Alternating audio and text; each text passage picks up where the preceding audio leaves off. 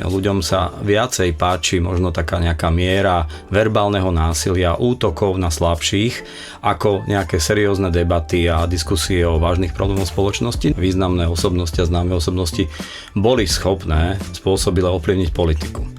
A tá motivácia tých ľudí, prečo sa správajú tak, ako sa správajú v tom verejnom priestore, môže mať, by som povedal, dva dôvody.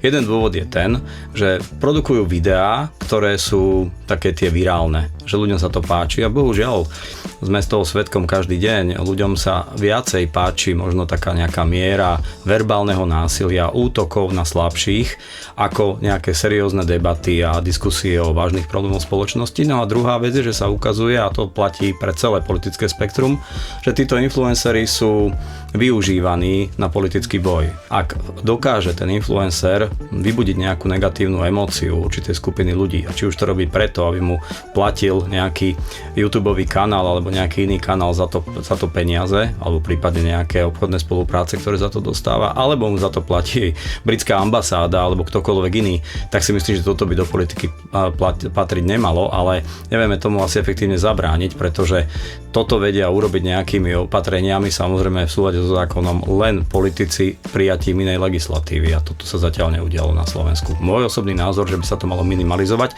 vylúčiť to nikdy nevieme na 100%.